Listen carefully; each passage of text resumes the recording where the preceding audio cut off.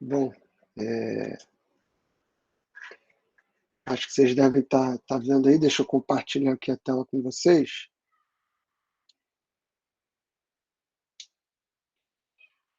Então, vocês devem estar vendo aí. Qualquer coisa, se vocês não estiverem me escutando ou não estiverem vendo a apresentação, por favor, me avisem, tá? Eu vou dar continuidade, então, já que... Vamos falar, então. A gente falou na aula passada, a gente vem vendo resultados de medições. A gente viu que, de certa forma, comparativamente, resultado de medição direta é mais simples do que indireta, né? Que a indireta foi na aula passada e a direta na aula talvez retrasada e duas para trás também. Então, o que a gente vai fazer? Na aula passada foi uma aula bem densa, porque apresentei muita equação e regrinha ali para vocês. Então, o objetivo da aula de hoje vai ser reforçar isso e fazer alguns exemplos, alguns exercícios, de maneira que isso fique um pouco mais fácil aí e mais tranquilo para a gente. Então, essa semana é uma semana até que tem pouca coisa para ler, pouca coisa para... Então, é uma semana mais dedicada para que vocês coloquem em dia o conteúdo, estejam alinhados aí com o livro. A gente vai fazer alguns exercícios. E a partir dessa semana, da semana que vem, né? Toda aula a gente vai trazer um exercício aqui de exemplo para fazer, a gente ir revisando o conteúdo e, paralelamente, a gente vai estudando os equipamentos em si. Paquímetro, micrômetro, padrão de rugosidade, né? Então, os equipamentos um por um agora, já que a gente criou base matemática e vai revisar isso ao longo dessas últimas semanas. Então, vocês devem ter visto lá como é que eu posso dizer? No início da sala lá do Moodle, tem um aviso, né, dizendo que na 13ª semana, então, a gente vai ter aí a avaliação. Então, basicamente isso. A aula de hoje é a 9ª, e a partir daí a gente vai... aula 9 aí, ó. A partir disso a gente vai começar a ver os elementos separadamente, né? Os instrumentos de medição, os sistemas, por assim dizer. Fazendo uma breve revisão, né? Na aula passada a gente falou de incerteza combinada de medições indiretas, né? Então, esse daqui foram os dois temas da aula passada, ambos sobre medições indiretas. No entanto, onde as grandezas não são correlacionadas e outro onde as grandezas são correlacionadas, né? Isso tem que ficar claro. Por exemplo, aqui a cotação, a gente falou disso, a cotação do dólar não tem correlação na concentração de CO2 aqui no ambiente, ou por aí vai, né? Efeito estufa, por exemplo. Então, uma coisa não influencia na outra, não tem correlação. Esse caso aqui é o caso mais simples, esses dois, tá? Esse caso, segundo aqui, de incerteza combinada de medições indiretas correlacionadas, é um pouco mais complexo. Foi o que a gente viu na aula passada. Acho que talvez muita gente tenha conseguido acompanhar essa parte aqui, e aqui pode ser que tenha se perdido um pouco, então a gente vai revisar e ver como é que isso pode aparecer. Só lembrando que, por exemplo, né, aqui se a gente medisse a temperatura da água, vamos supor aqui em Macaé ou no Rio de Janeiro, elas vão apresentar uma certa diferença, vamos supor aqui 21 graus e aqui 22 graus, estou supondo, né? Tá? Celsius. No entanto, quando uma varia, é esperado que a outra varie também. Quer dizer, se essa daqui cai, por equilíbrio térmico, uma hora você vai ter uma queda nessa daqui também. Então, elas estão correlacionadas de maneira direta. Então, elas estão correlacionadas de maneira direta. A gente também viu isso, né? Que elas podem estar correlacionadas de maneira direta ou indireta, como é o caso aqui do galão de gasolina. Supondo que você tenha 1 litro aí de gasolina e queira dividir exatamente igual, você nunca vai conseguir, né? Então, aqui pode ser que tenha 501 ml e aqui vai ter 499 ml.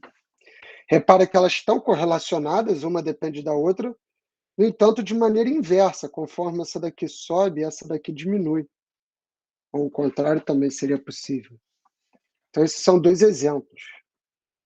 Vamos ver um exemplo aí de introdução só para a gente entender. Então, para calibrar uma balança, vamos usar dois pesos padrões com incertezas de 1% cada um.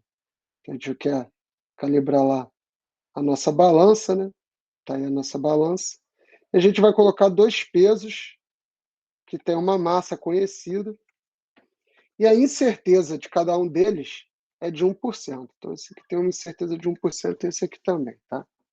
Qual seria a incerteza combinada desses dois pesos? Ou seja, na hora que a gente aplicar aqui as duas massas nessa balança, a gente vai obter um resultado próximo, né, da soma aqui das duas massas, M1 e M2.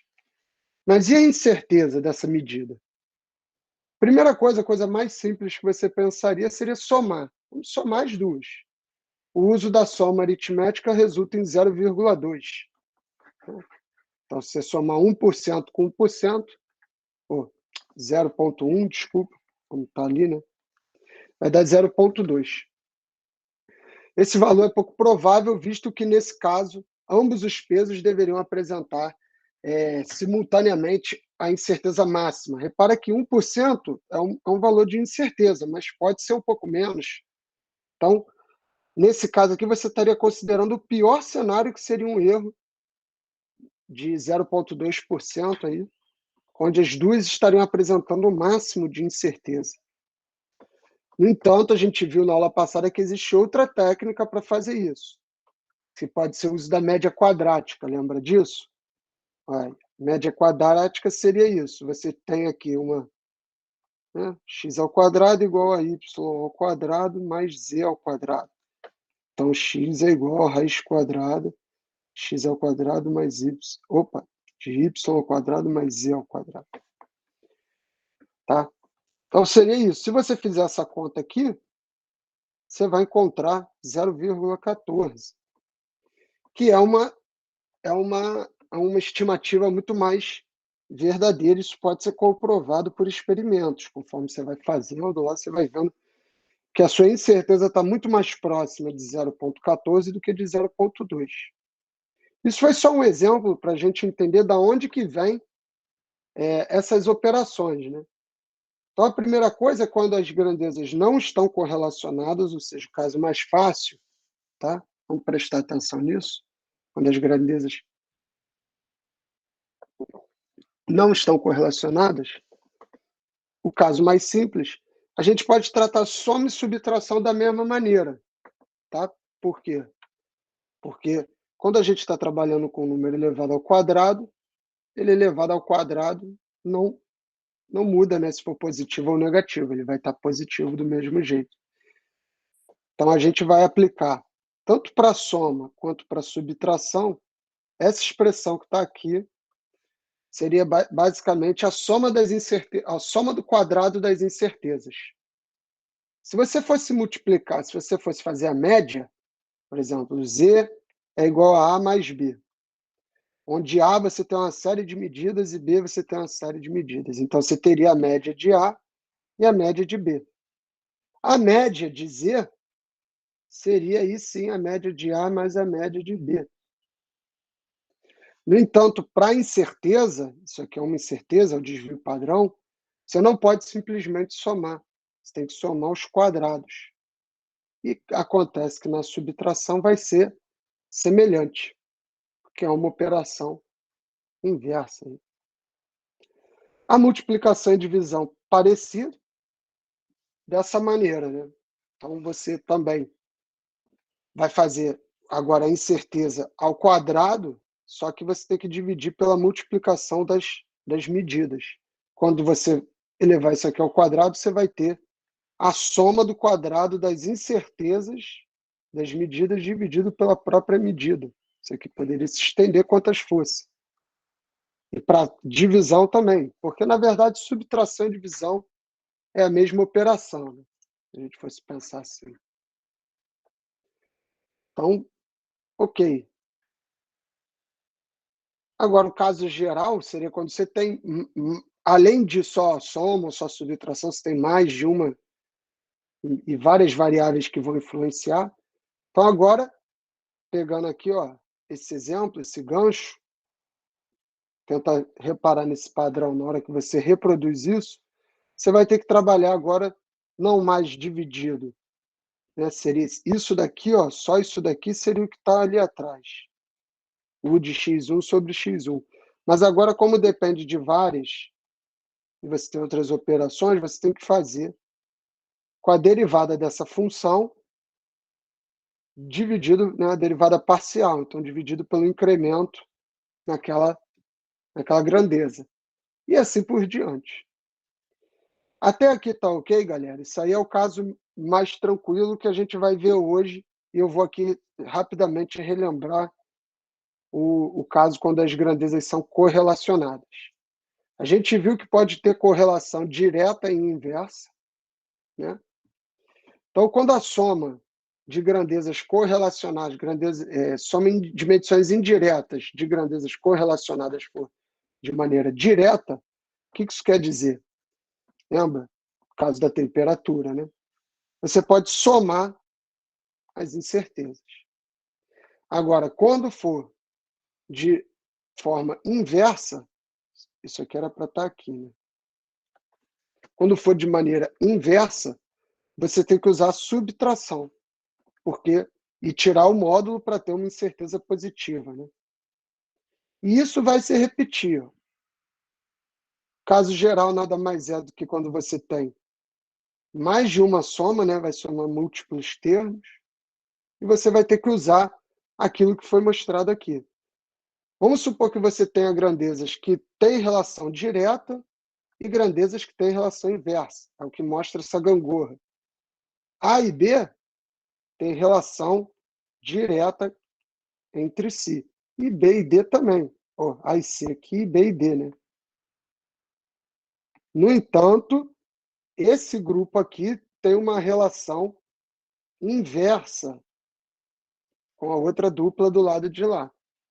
Por isso que quando você soma todo mundo, você separa dizendo que A e C, né, já que elas têm correlações diretas, a gente chama E de A e C e F de B e D, e calcula a incerteza para cada um. Então, a incerteza da soma está aqui, ó.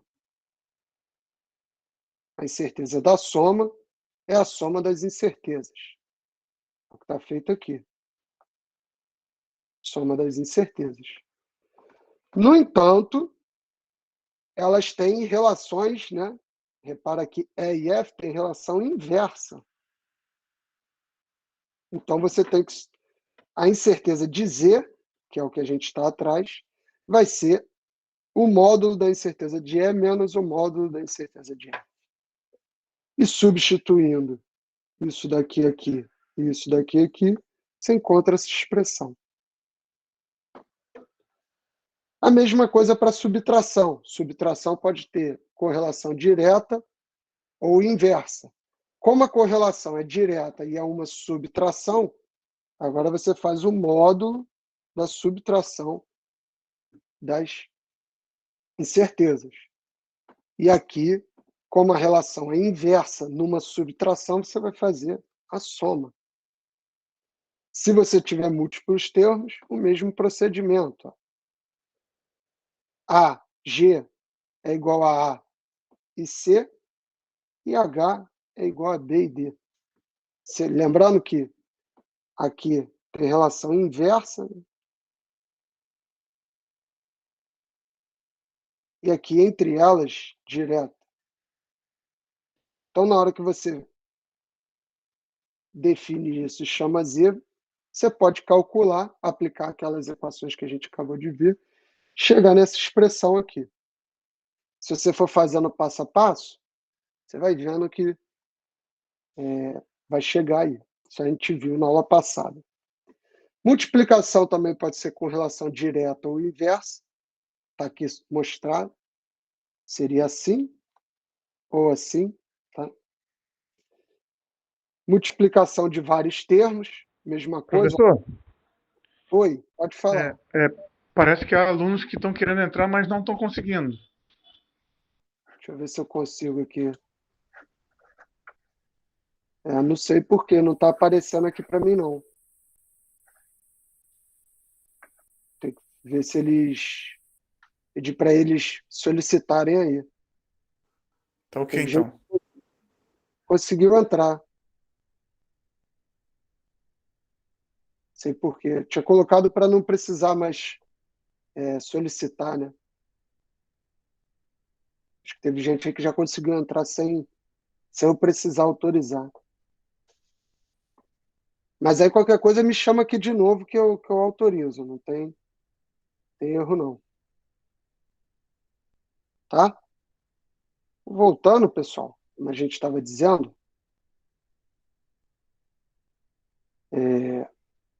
então você faz o quê?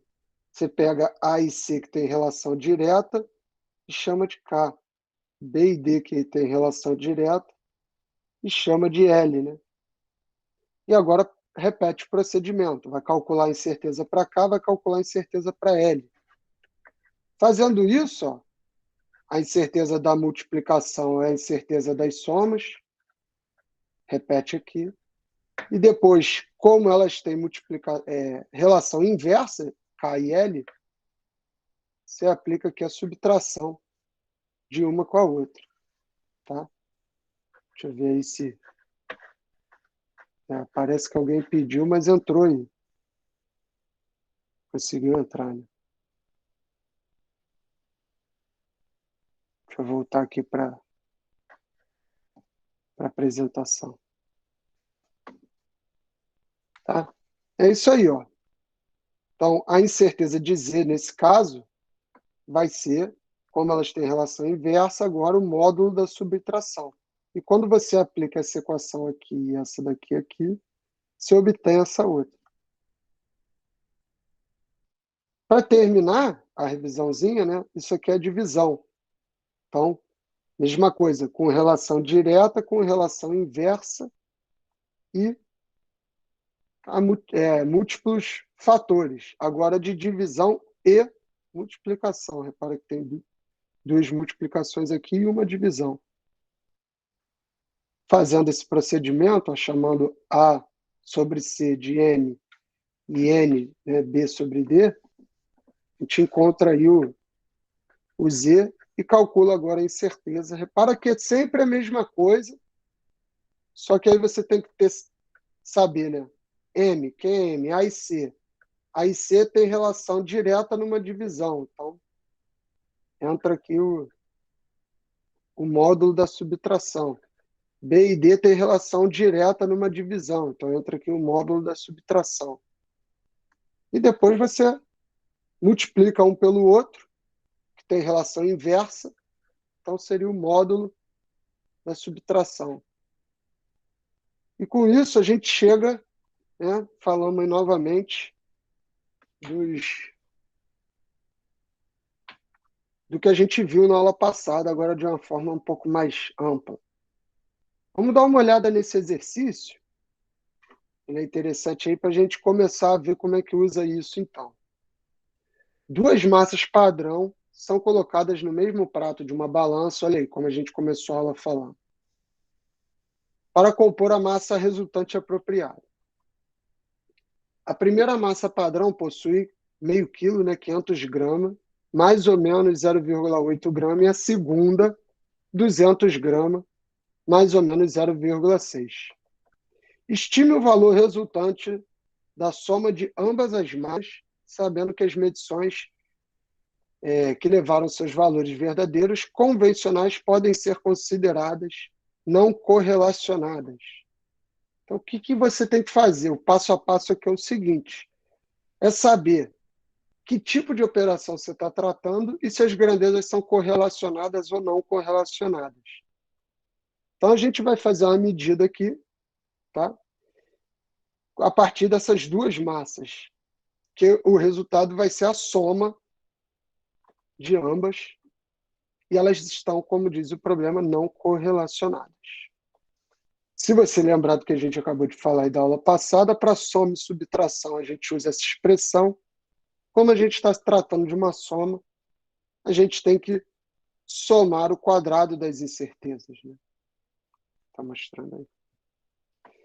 E é o que ele vai fazer. Se você lembra bem, ó, você tem que transformar, né, calcular aí a incerteza expandida através da incerteza padrão vezes o coeficiente de student. Tá aí. U maiúsculo é a certeza expandida e U minúsculo é a incerteza padrão. T é o coeficiente de student, né? Beleza? E é isso que a gente vai fazer.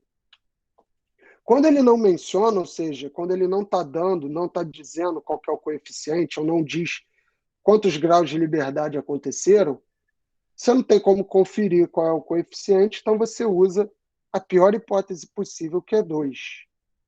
Se você tivesse mais confiabilidade, você usaria um número maior. Mas não devia ser o contrário? Se você confia mais, você devia usar um número menor. Não, né? Porque repara que isso aqui está numa divisão, tá? Então, se isso daqui é maior, isso aqui, a sua incerteza padrão, ela diminui. Tudo bem? Então, é isso mesmo. Aí você vai lá e pega, ó, da massa 1, ele deu, né? A incerteza expandida é 0,8 gramas e o seu coeficiente de student é 2. Aí você coloca aí, ó, 0, faz a conta, vai achar 0,4. Tem que fazer a mesma coisa para outra massa. Então, agora que você já fez a primeira, ficou fácil, né? Vai pegar a incerteza expandida da segunda massa, dividir pelo coeficiente student. Tá aqui, ó, ele deu. Se você não lembra, tá aqui, tá, ó, então 0,6 e 0,8. O que eu fiz foi só isso. E agora, usar aquela regra que a gente fez, né? A incerteza padrão da soma das incertezas vai ser a raiz quadrada da incerteza padrão ao quadrado somado com a outra. Agora é só substituir. Substituiu, ó, encontrou, né? Vai fazer essa conta que já faz até de cabeça, já conhece o triângulo, vai dar 0,25, meio grama. Meio grama é essa incerteza aqui, tá? Então, o que você precisa fazer agora? Calcular a incerteza expandida, U maiúsculo, da soma das duas, né? Então, você vai pegar aqui 2, que é o coeficiente de student, aqui, ó, e multiplicar pelo valor da incerteza padrão da soma que você acabou de encontrar. No que você fizer isso, você vai encontrar 1 grama para a incerteza expandida da soma das massas. E aí sim você consegue representar o resultado quando você tiver com essas duas massas em cima da balança, você vai ter um resultado de 700 gramas, mais ou menos 1 grama aí das incertezas, né? Lembrando que você tinha umas que era de 500 e outra de 200, né? Vou ver aqui. Isso aí, ó. Uma de 500 e outra de 200. Por isso que dá 700 e o 0,1 vem daqui, né? Tá? Tranquilo? Alguém quer tirar alguma dúvida sobre esse primeiro exercício? Tá de boa, né? Beleza. Vou voltar aí.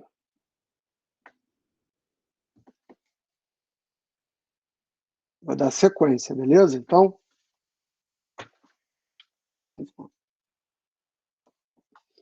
exemplo número 2, tá?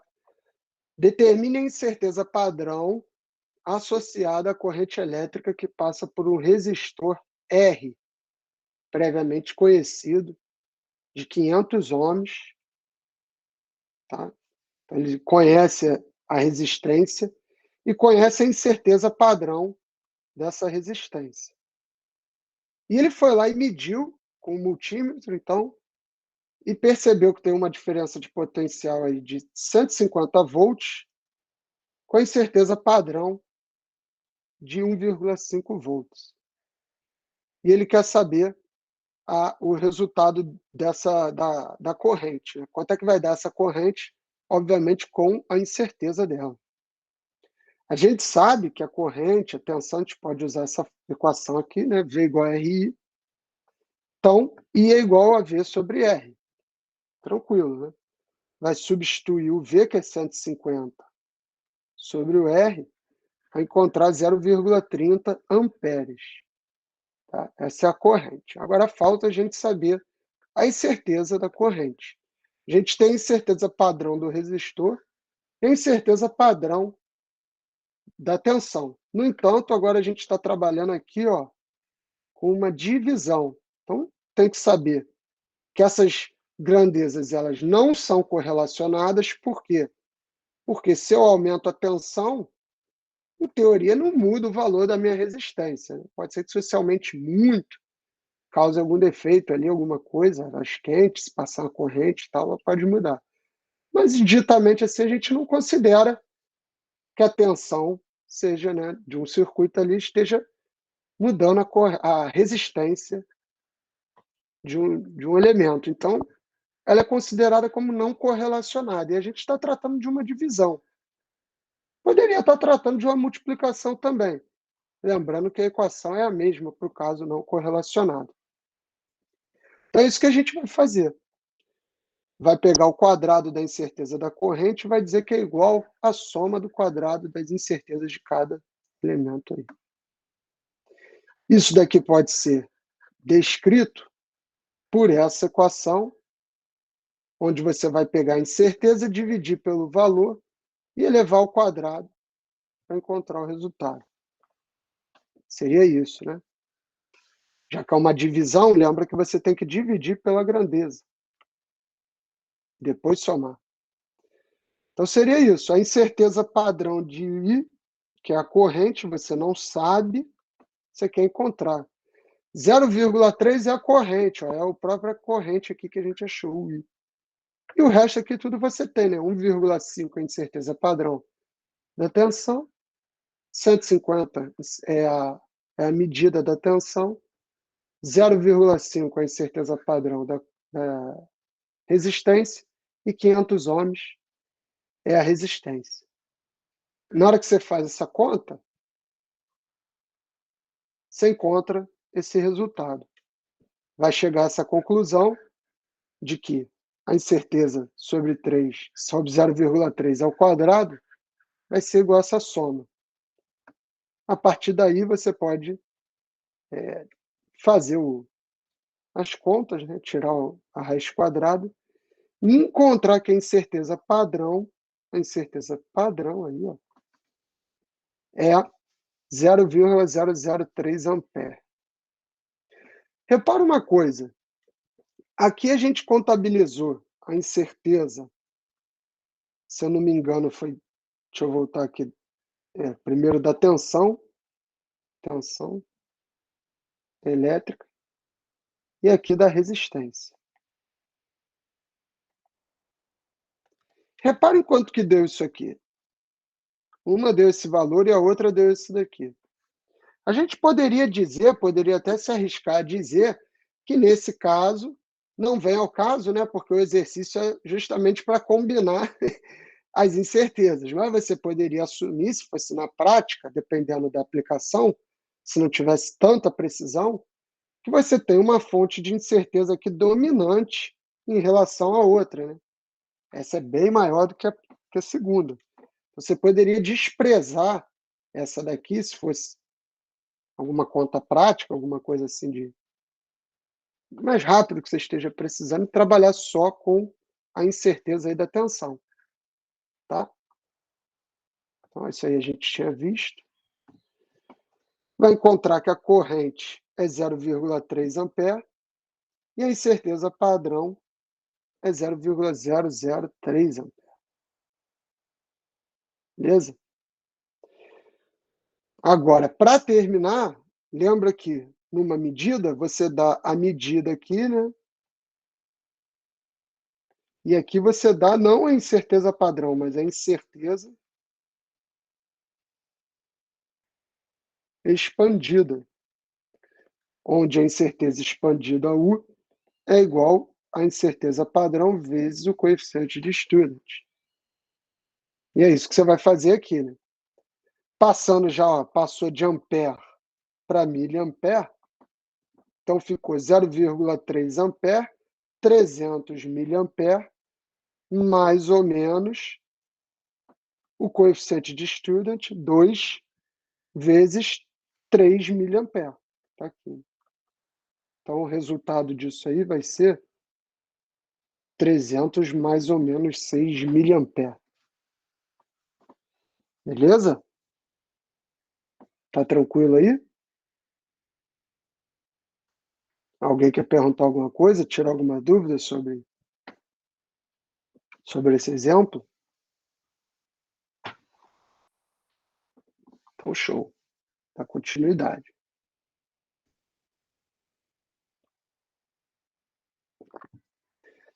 Dá uma lida aí, pessoal. Na determinação da massa específica ρ de um material, isso que ele quer saber, a massa específica, tá? Usou-se o processo indireto, medindo-se com uma balança em laboratório a massa de um cilindro, um diâmetro e a sua altura. Então, ele quer saber a densidade, massa específica. Ele pesa, mede a massa. Com algum instrumento de medição, ele mede o diâmetro. E pode até usar o mesmo, medir a altura. Então, através dessas três grandezas, você consegue estimar a massa específica, a densidade de um cilindro. No entanto, essas três grandezas, elas não estão correlacionadas, né? Então, você pode utilizar aquelas equações e aplicar. Então, agora, só que você vai ter aqui um caso geral. Por quê? Porque a densidade vai envolver, entre essas grandezas, além da divisão, que é a massa sobre o volume, vai envolver a multiplicação da área, né? Então, do raio, do diâmetro ao quadrado, depois multiplica pela altura, depois tem a massa, vai dividir. Então, isso tudo aí é um caso geral, onde você vai ter uma função, que vai ser a sua densidade, sua função da massa, do diâmetro, da altura. Você pode chamar isso aqui de F, aquele F lá, aquele G que a gente falou, e aplicar aquela equação aqui.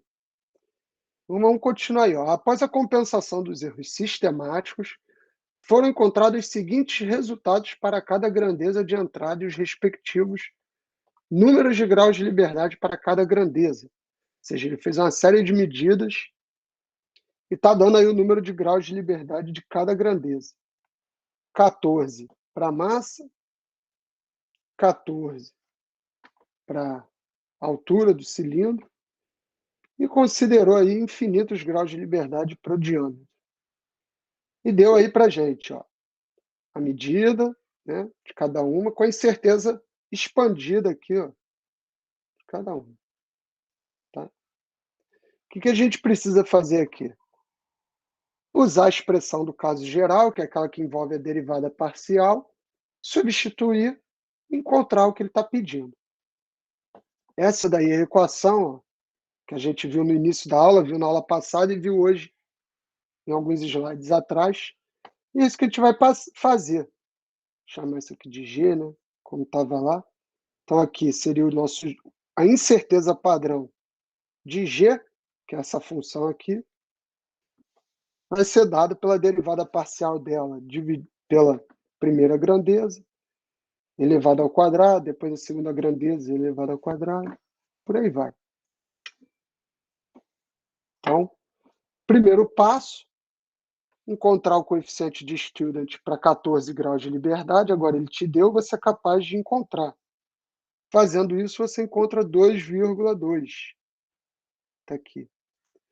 E você vai dividir a incerteza expandida que ele te deu da massa. Então, só para quem não viu, ó, pegar esse número aqui, guarda esses outros aqui, que daqui a pouco a gente vai usar ele. Mas primeiro está usando esse 22 aqui. E vai dividir pelo coeficiente Student para 14 graus de liberdade. Feito isso, encontra 10 gramas. Agora você vai repetir o procedimento para o diâmetro e para a altura. Número de graus de liberdade infinito, coeficiente Student agora é diferente, ó. Agora é 2. Esse valor aqui foi dado, você divide um pelo outro, contra 0,003 gramas. Grama aqui, ó, que loucura. Metros, né? Milímetros. Deu em milímetros. Então, peraí, aqui, pronto. Milímetros. E por fim, da altura também aqui, repetiu, né? Foi mal. Você pega esse valor aqui que é dado, esse aqui está dado, divide pelo coeficiente Student agora 2,2. Então, pegou aqui, dividiu, encontrou 0,05 milímetros. Tá? Então, a gente encontrou o quê? Encontrou a incerteza padrão de cada uma das medidas, né? De cada uma das grandezas, desculpa.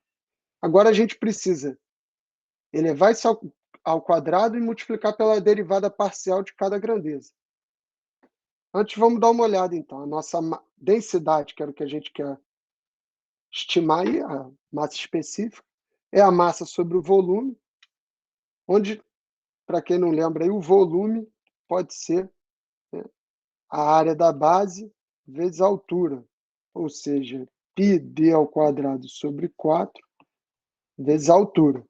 Aplicando isso aqui, ó, né, então você vai ter m sobre πd2 sobre 4 vezes a altura. Isso aqui vai dar 4m sobre πd2 altura. É o que está aqui, ó. Tá?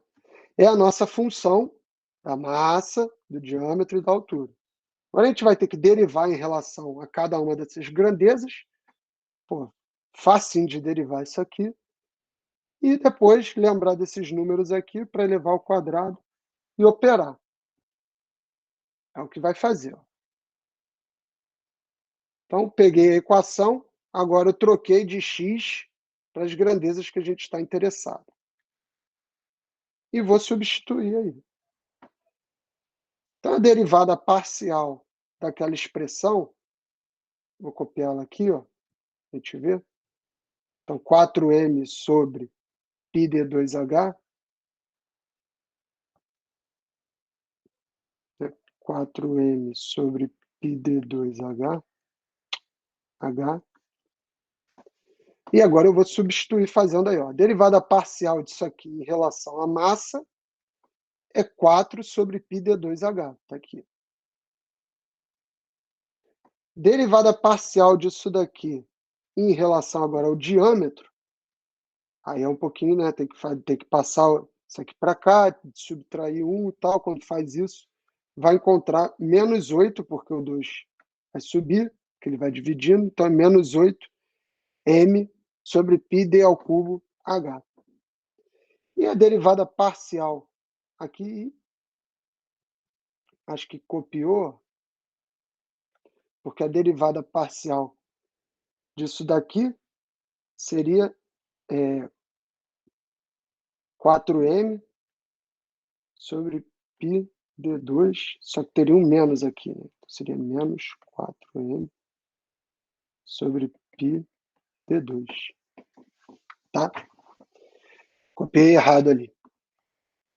Então, agora é só fazer isso, né? Você pegou, vai substituir esses valores de diâmetro, de altura e de massa e vai colocar na expressão. Fazendo isso, ó, você encontra lá, substituiu.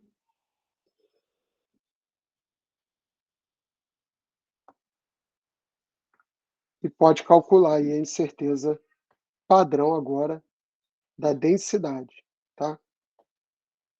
Que vai estar aqui. Aí você vai precisar tirar a raiz quadrada desse resultado aqui, ó, para encontrar depois, que é o que está aqui. A densidade, então, substituindo, vai ser esse valor, a gente encontra a densidade, né? E a incerteza padrão, a gente vai encontrar agora, multiplicando a densidade pela incerteza padrão da densidade. Feito isso, ó, só substituir raiz quadrada desse número aqui, é o que estava aqui no slide anterior, ó, tá?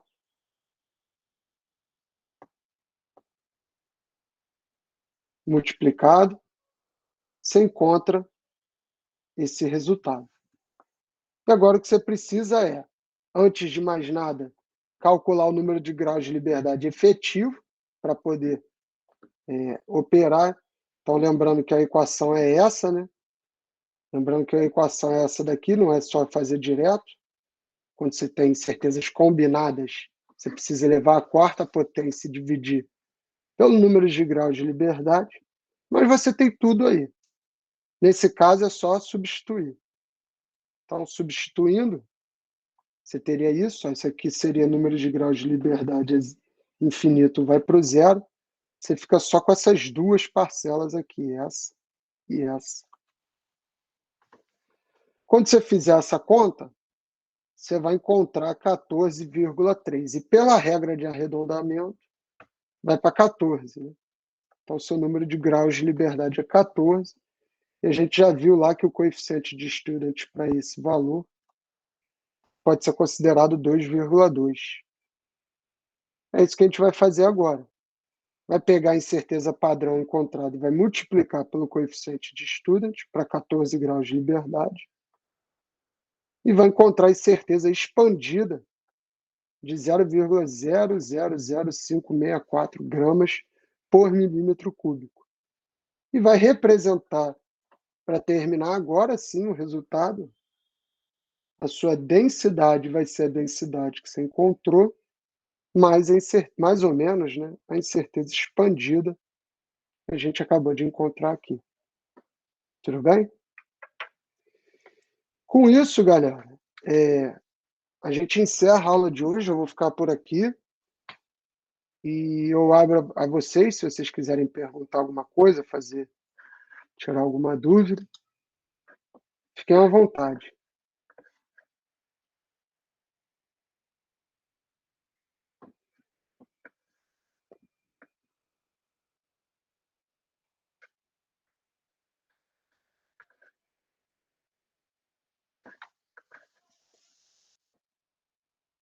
Estou olhando aqui o chat. Conseguiram entrar todo mundo, gente? Eu não vi.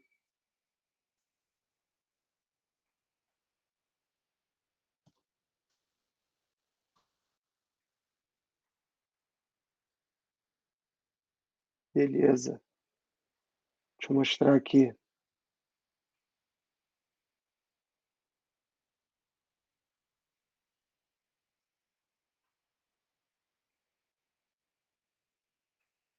Vamos lá. Sim, obrigado, Bruno.